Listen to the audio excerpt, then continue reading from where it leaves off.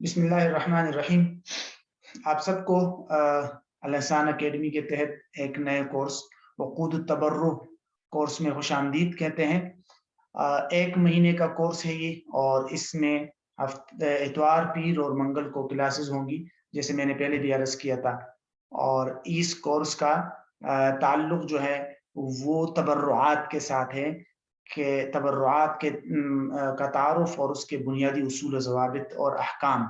चूँकि आजकल माली मामलात और लेन-देन में ये जो चंद उक़ूद हम पढ़ने वाले हैं, चंद मामलात, इनका जो है बड़ा ताल्लुक है माली मामलात और लेन-देन के साथ। तो इसीलिए ज़रूरी समझा कि इनको पढ़े। तो समझ लीजिए ये भी माली मामलात के कोर्स का एक हिस्सा है। वो तो अलग एक कोर्स था जो हमने पहले किया था 4 महीने का, वो इंशाअल्लाह बाद में फिर करेंगे, लेकिन इसको अलग रखा है मुख्तसर सा, तो ताकि इसकी वजह से फिर उस माली मामलात के कोर्स पर बोझ न पड़े। तो इंशाअल्लाह इसको देखते जाएंगे। इस कोर्स का जो बुनियादी खाका है आपके सामने, ये देख लीजिएगा। जो इसके मबाहिस होंगे वो 4 है, ठीक है। सबसे पहले है उक़ूदुत तबर्रुअ का तारुफ, कि ये है क्या उक़ूदुत तबर्रुअ या तबर्रुआत, ये किसको कहते हैं, इसका तारुफ क्या है। तो इसके तारुफी तौर पर मैंने कुछ नोट्स और कुछ बातें आपके सामने इंशाअल्लाह पेश करेंगे। फिर दूसरे नंबर पे नंबर 2, 3 और 4 ये बाकायदा वो कॉन्टेक्स्ट है, वो उक़ूद है तबर्रुअ, जिसके उसूल व ज़वाबित, अहकाम और जदीद सूरतें हम डिस्कस करेंगे। सबसे पहले है हिबा, यानी गिफ्ट के शरई उसूल व ज़वाबित, अहकाम और जदीद सूरतें क्या है।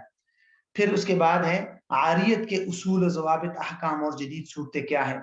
और फिर कर्ज, जिसके ये आजकल बड़ी ज़रूरत होती है कि इसके उसूल व ज़वाबित को समझा जाए, इसके अहकाम क्या है और उसकी जदीद सूरतें क्या है। तो ये बुनियादी तौर पर यही हमारे इस कोर्स का खाका है, तमाम मबाहिस यही हैं और 1 महीने में इंशाअल्लाह हम इसको मुकम्मल तौर पर कवर करने की कोशिश करेंगे। सबसे पहले हम अपना पहला नुक्ता या पहला पॉइंट लेते हैं, वो ये है कि उक़ूदुत तबर्रुअ का तारुफ, ठीक है। इसको जो है 4 नुकात में इसको तक़सीम किया गया है उक़ूदुत तबर्रुअ के तारुफ में। सबसे पहला उक़ूदुत तबर्रुअ का तारुफ और तारीफ, आपके सामने इसका मफ़हूम आ जाए कि ये आखिर है क्या चीज़ उक़ूद तबर्रुअ। फिर नंबर 2 पे उक़ूद तबर्रुअ की मशरूइयत। मशरूइयत का मतलब होता है जवाज़, कि शरीयत ने इसको जायज़ करार दिया है। तो क्या आखिर ऐसे क्या दलाइल है जिनसे मालूम होता है कि उक़ूद तबर्रुअ जायज़ है। नंबर 3 उक़ूद तबर्रुअ की खुसूसियात, चंद बुनियादी खुसूसियात।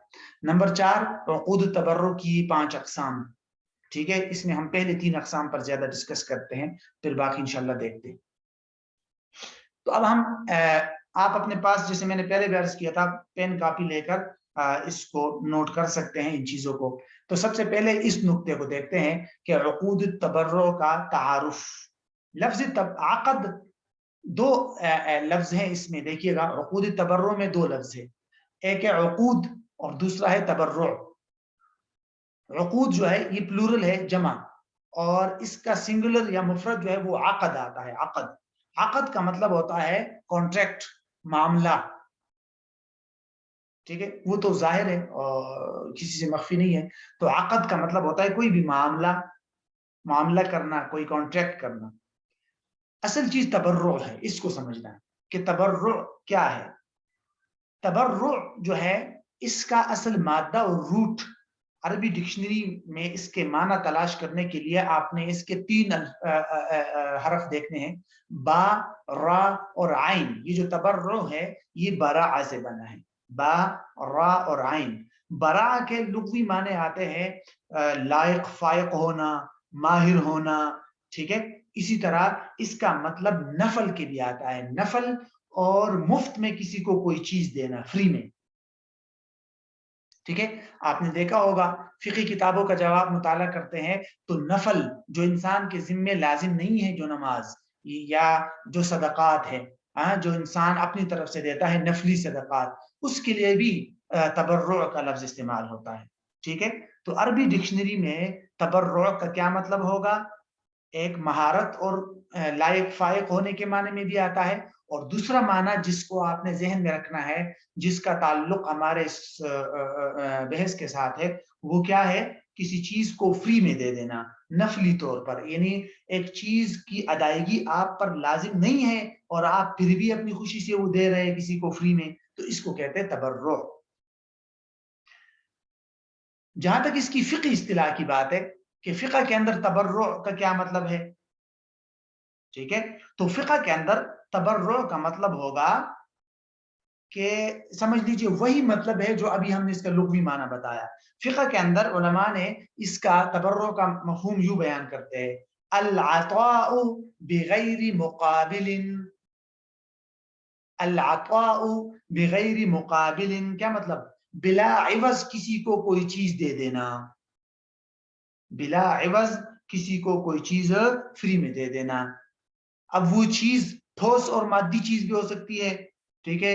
किसी किस्म की सर्विसेज़ भी हो सकती है, आपने अपना घर किसी को 2-3 महीने के लिए फ्री में रिहाइश के लिए दे दिया, तो आपने उसकी सर्विसेज़ दे दी, ठीक है जी?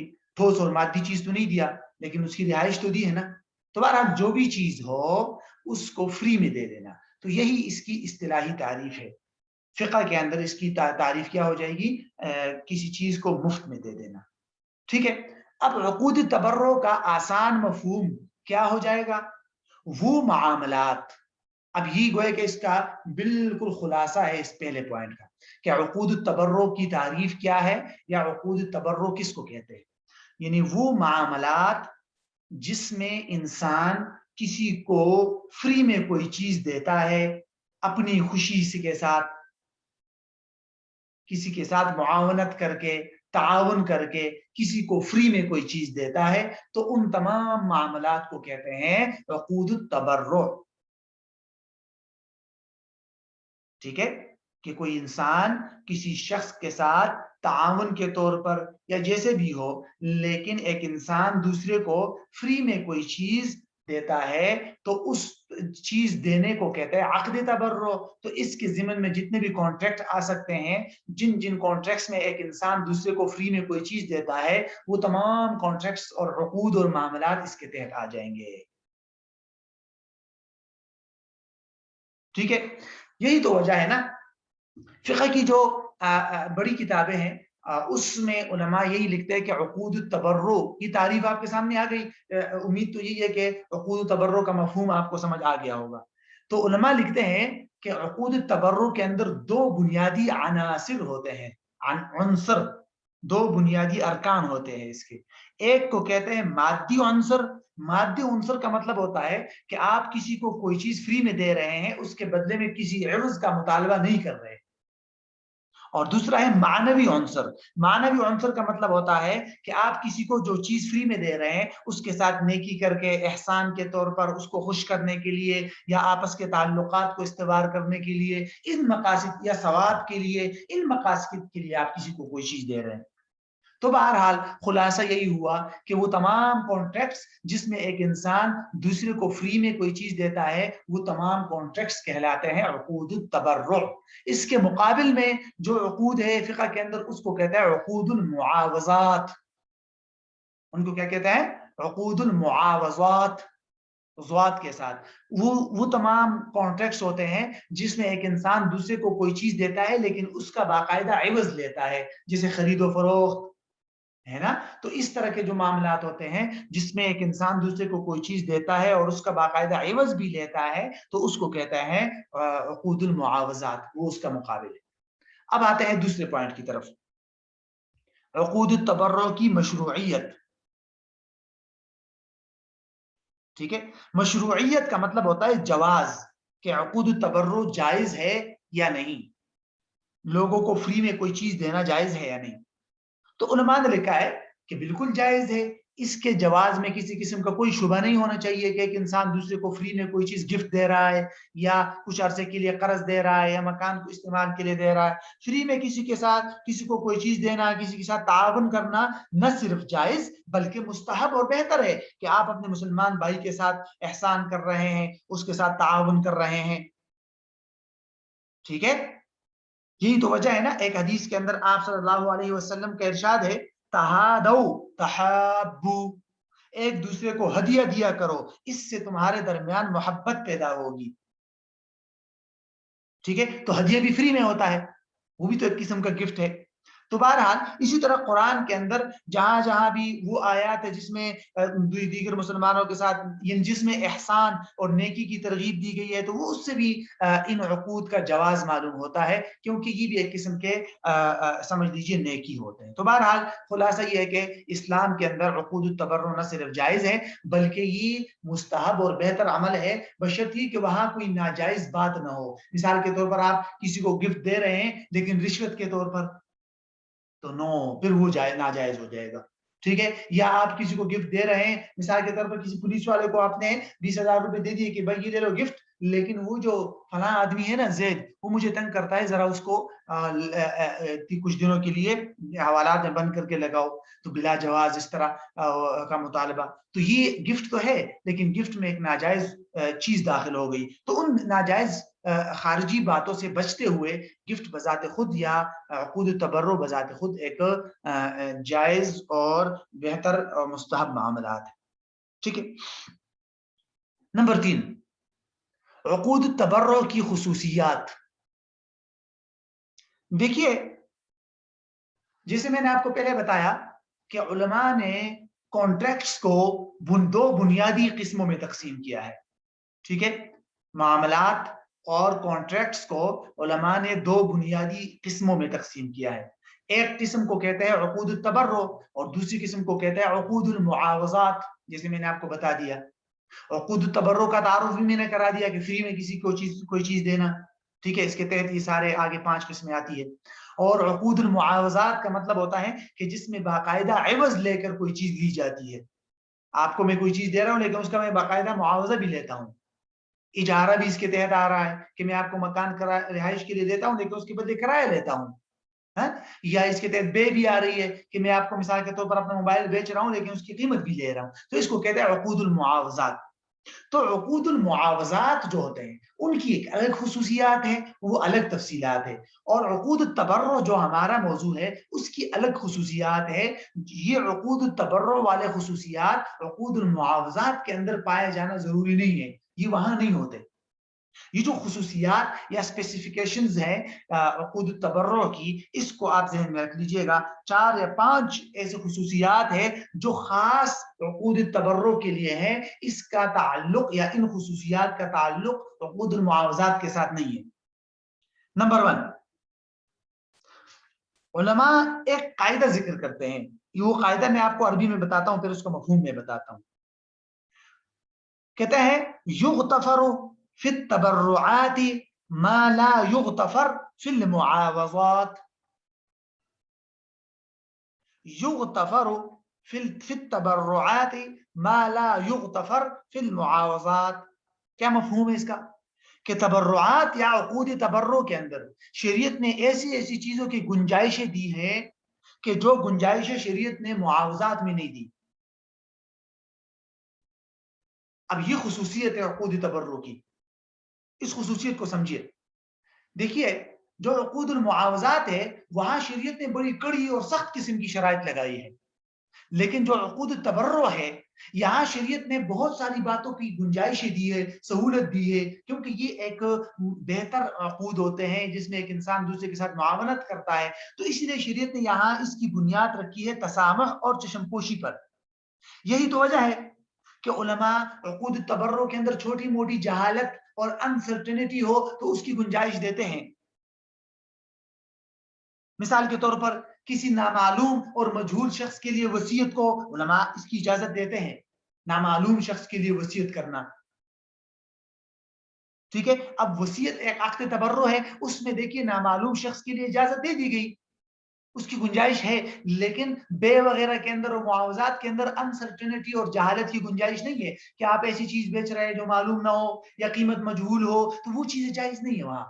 تو عقود التبرع آگے جا کے آپ دیکھیں گے جب ہم انشاءاللہ ہبہ، عاریت اور قرض وغیرہ کے احکام پڑھیں گے نا، اس میں آپ کو پتہ چلے گا کہ شریعت نے اس میں بہت ساری گنجائشیں دی ہے جو گنجائشیں شریعت نے معاوضات میں نہیں دی. تو یہ سب سے پہلی خصوصیت ہے عقود التبرع کی کہ شریعت نے اس میں تسامح، چشم پوشی کی بنیاد رکھی ہے اور کئی چیزوں کی گنجائشیں دی ہے. پہلی خصوصیت یہ ہے. دوسری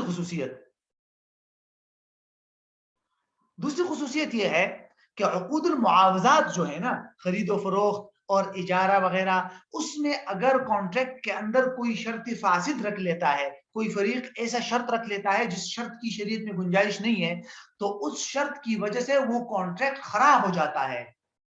لیکن عقود التبرع میں ایسا نہیں ہے. عقود التبرع میں اگر کوئی شخص ناجائز شرط رکھتا ہے، شرط فاسد رکھتا ہے، کنڈیشن، تو اس کی وجہ سے کانٹریکٹ خراب نہیں ہوتا، بلکہ وہ شرط جو ہے وہ قابل توجہ نہیں ہوگی، اس شرط کو لغو قرار دیا جائے گا، کانٹریکٹ پر اثر نہیں پڑے گا.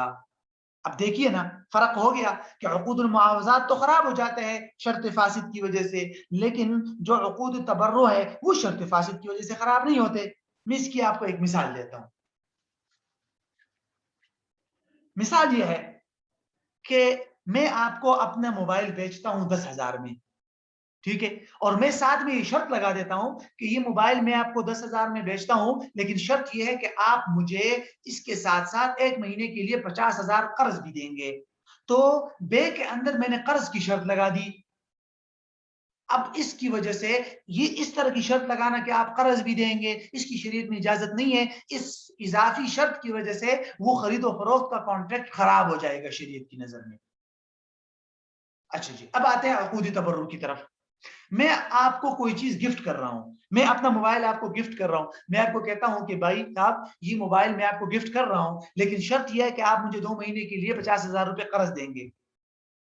اب وہاں بھی وہی شرط تھی خرید و فروخت میں، یہاں گفٹ میں بھی وہی شرط ہے، لیکن یہاں اس اضافی شرط کی وجہ سے یہ گفٹ کا کانٹریکٹ خراب نہیں ہوگا. آپ کو میں جو یہ موبائل گفٹ کر رہا ہوں یہ صحیح ہو جائے گا، اور جو میں یہ اضافی شرط لگا رہا ہوں کہ 50,000 روپے آپ مجھے قرض دیں گے، اس شرط پر عمل کرنا کوئی ضروری نہیں ہوگا، بلکہ یہ شرط لغو ہو جائے گی، شرط خراب ہو جائے گی.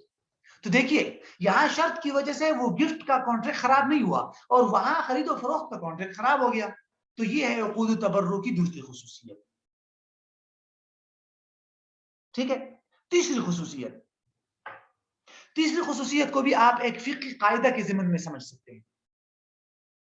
فقہاء ایک قاعدہ ذکر کرتے ہیں، مجلۃ الاحکام العدلیہ کے اندر بھی ہے، اور جو میری کتاب ہے فقہی قواعد کا تحقیقی مطالعہ، اس کے تحت میں نے اس پر بڑی تفصیل کے ساتھ بحث کی ہے.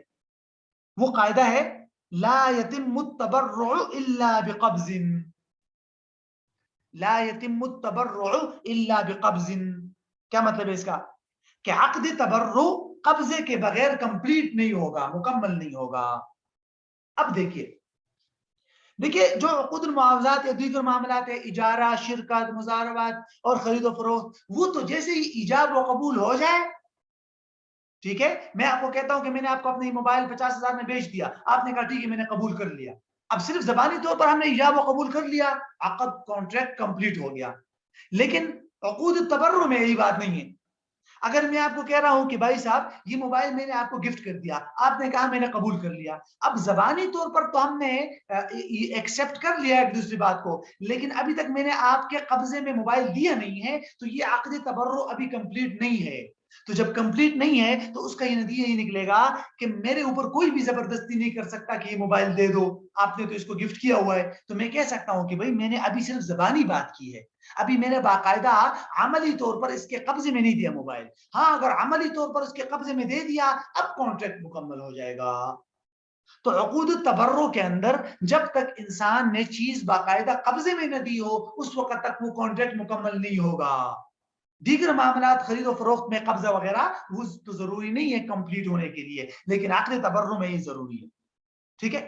اب کہاں قبضہ کس کو کہتے ہیں، کہاں کہاں قبضہ ضروری ہوگا، قبضے کی اقسام کیا ہے، کون سے عقد کے اندر کس قسم کا قبضہ ضروری ہوگا، اس تمام مکمل تفصیل اگر دیکھنی ہے تو پھر وہ میری کتاب ہے فقہی قواعد، اس میں نے لا يتم التبرع الا بقبض کے تحت قاعدہ نمبر 56 ہے شاید 56، اس میں نے مکمل تفصیل دی ہے کہ شریعت میں کتنے کانٹریکٹس ہیں، کون سے کانٹریکٹس کے لیے کس قسم کا قبضہ ضروری ہے، اور اس کے کیا نتائج اور اثرات ہیں. وہ وہاں آپ دیکھ لیجیے، جن ساتھیوں کے پاس ہے وہ آج ضرور اس کو دیکھ لیجیے. ٹھیک ہے. اچھا جی، چوتھی خصوصیت عقود التبرع کی. عقود التبرع کی ایک اور خصوصیت یہ ہے کہ عقود التبرع جو آدمی یہ کانٹریکٹ کر رہا ہے اس کے اندر کامل اہلیت ضروری ہے، کمپلیٹ ایلیجیبلٹی ضروری ہے. کامل اہلیت جس کو کہتے ہیں فقہ کے اندر، الاہلیت الکاملہ، یہ ضروری ہے، جبکہ خرید و فروخت اور دیگر معاملات کے لیے کامل اہلیت ضروری نہیں ہے۔ کامل اہلیت کس کو کہتے ہیں؟ کامل اہلیت کا مطلب ہوتا ہے جس آدمی میں 2 پوائنٹ جمع ہو جائے، نمبر 1 عقل مکمل طور پر ہو، نمبر 2 بالغ بھی ہو۔ تو جو آدمی عقل مند ہو، پاگل نہ ہو، اور جو آدمی بالغ ہو یعنی نابالغ نہ ہو، صرف وہی آدمی یہ عقود تبرع کر سکتا ہے۔ لہذا کوئی نابالغ بچہ اپنی کوئی چیز کسی کو گفٹ نہیں کر سکتا، نہیں کر سکتا، بالکل، کیوں؟ اس میں اہلیت کاملہ نہیں ہے۔ لیکن اگر نابالغ بچہ ہے اور اس کو ولی نے اجازت دی ہے تو وہ خرید و فروخت کر سکتا ہے، کیوں کہ خرید و فروخت کے لیے اہلیت کاملہ ضروری نہیں ہے، لیکن عقود تبرع اس کے لیے اہلیت کاملہ ضروری ہے۔ ایک پوائنٹ یہ بھی ذہن رکھ لیں، تو یہ بھی خصوصیت ہے عقود تبرع کی، ٹھیک ہے؟ تو یہ 4 ایسی اہم خصوصیات ہے عقود تبرع کی، اس کو آپ ذہن میں رکھ لیجیے۔ اب آتے ہیں ہم نمبر 4 پہ، عقود تبرع کی اقسام، کہ یہ جو کانٹریکٹس کے بارے میں ہم نے اتنا تعارف پڑھ لیا کہ فری میں اپنی چیز کسی کو دینا، اس کے تحت کتنے کانٹریکٹس آ سکتے ہیں فقہ میں؟ تو اس کے تحت علماء لکھتے ہیں 5 کانٹریکٹس آ سکتے ہیں۔ نمبر 1 ہبہ، نمبر 2 عاریت، نمبر 3 قرض، نمبر 4 وقف، نمبر 5 وصیت۔ یہ 5 ایسے کانٹریکٹس ہیں جن کو عقود تبرع کہا جاتا ہے۔ اب ان میں سے جو پہلے 3 ہیں، ہبہ، عاریت اور قرض، اس پر تو ہم اسی کورس کے اندر مکمل تفصیل پڑھیں گے، پہلے ہبہ کے، پھر عاریت کے، پھر قرض کے اصول و ضوابط، احکام اور جدید صورتیں، تو اس کی تعریف انشاءاللہ وہاں آ جائے گی۔ یہ ہبہ کا مطلب ہے گفٹ کسی کو دینا، عاریت کا مطلب ہوتا ہے اپنی کوئی چیز کسی کو عارضی طور پر استعمال کے لیے دینا، 15 دن کے لیے، 20 دن کے لیے، بھائی چلو موٹر سائیکل لے لو، 1-2 دن کے لیے استعمال کر لو، جو دوست دیتے ہیں، تو عارضی طور پر استعمال کے لیے کوئی چیز دے کر واپس لے لیں۔ اور قرض آپ جانتے ہیں، کوئی مثلی چیز لائک کرنسی، گندم وغیرہ کسی کو دینا، وہ اس کو استعمال کرے گا، بعد میں اسی جیسی چیز آپ کو واپس کرے گا۔ تو ان تینوں کی مکمل تفصیلات ہمارے اس کورس کا حصہ ہے، ہبہ، عاریت اور قرض کا، ٹھیک ہے؟ یہ سارے عقود تبرع ہے، گفٹ انسان مفت میں دیتا ہے، فری میں، عارضی طور پر استعمال، قرض بھی لوگوں کو فری میں آپ دے رہے ہیں کچھ دنوں کے لیے، تو یہ تمام عقود تبرع یہ ہمارے اس کورس کا حصہ ہے، اور اس کا مالی معاملات اور لین دین کے ساتھ خصوصی تعلق بھی۔ نمبر 4 ہے وقف، نمبر 5 ہے وصیت۔ وقف کا مطلب ہوتا ہے کہ اپنی کوئی چیز عوام کے لیے کی بھلائی کے لیے یا غریب غربا اور فقراء کی استعمال کے لیے دینا، جیسے مسجد کے لیے زمین وقف کرنا، مدرسے کے لیے زمین وقف کرنا، کوئی کنواں وقف کر دینا، اسی طرح مسافر خانہ وقف کر دینا تاکہ وہاں مسافر لوگ آ کر رہیں، تو وہ چیز انسان کی ملکیت سے نکل جاتی ہے اور وہ اللہ کی ملکیت میں چلی جاتی ہے، ٹھیک ہے؟ تو یہ وقف جو ہوتا ہے نا، اس کا یہ الگ، اس کی بہت زیادہ تفصیلات ہے، اس کو ہم نے اس کورس کا حصہ نہیں بنایا کیونکہ صرف اسی کو اگر ہم لیں گے تو صرف وقف پر پورا 1 مہینہ ہو سکتا ہے، تو ممکن ہے آئندہ انشاءاللہ ہم وقف اور وصیت پر 1 مہینہ کا وہ کر لیں، لیکن فی الحال ہم پہلے تینوں کو ڈسکس کریں گے۔ تو وقف کے لیے اگر آپ نے تفصیلی بحث پڑھنی ہے، مطالعہ کرنا ہے، تو میں آپ کو ایک کتاب تجویز کرتا ہوں، ڈاکٹر خلیل احمد اعظمی صاحب کی PhD کا ایک مقالہ ہے، اسلام کا نظامی اوقاف، وہ آپ پڑھ لیجئے تو انشاءاللہ آپ کے لیے کافی شافی ہے وہ، ٹھیک ہے؟ اور آئندہ انشاءاللہ موقع ملا تو اس پر الگ سے کسی کورس میں اس پر بحث کریں گے۔ تو اسلام کا نظام اوقاف، ڈاکٹر خلیل احمد اعظمی صاحب کا ایک مقالہ ہے، وہ میسر ہے PDF وغیرہ میں بھی، تو وہ انشاءاللہ آپ اس کا مطالعہ کر لیں۔ جو 5ویں چیز ہے وہ ہے وصیت۔ وصیت آپ جانتے ہیں کہ ایک انسان اپنے موت کے بعد کی طرف منسوب کر کے کہہ دیتا ہے کہ میرے مرنے کے بعد میری فلاں چیز جو ہے وہ فلاں آدمی کو دے دو، اس کو کہتے ہیں وصیت۔ تو وصیت کے بھی الگ احکامات موجود ہیں، ٹھیک ہے؟ وصیت پر اگر آپ نے عربی کا مطالعہ کرنا ہے تو عربی میں یہ شیخ مصطفیٰ الزرقاء کی ایک کتاب ہے، نہیں شیخ مصطفیٰ الزرقاء کی نہیں، شیخ علی الخفیف کی کتاب ہے، احکام الوصیہ، احکام الوصیہ بحوث مقارنہ، احکام الوصیہ بحوث مقارنہ، تو یہ اس کو آپ عربی میں دیکھ سکتے ہیں۔ اور اگر اردو میں دیکھنا ہے تو اردو میں ڈاکٹر عبدالحی ابڑو صاحب کی ایک کتاب ہے، میراث اور وصیت کے شرعی ضوابط، تو اس میں میراث کے بعد کتاب کے دوسرے حصے میں وصیت کے بنیادی اصول و ضوابط کو آسان اردو میں جمع کیا گیا ہے، تو آپ اس کو دیکھ سکتے ہیں۔ تو بہرحال وقف اور وصیت کو سائڈ پہ رکھ کر پہلے ان تینوں کو انشاءاللہ ہم تفصیل کے ساتھ پڑھیں گے، اور پھر کبھی موقع ملا تو وقف اور وصیت کو الگ سے دیکھیں گے تاکہ اس کی بھی مکمل تفصیلات ہمارے سامنے آ جائے۔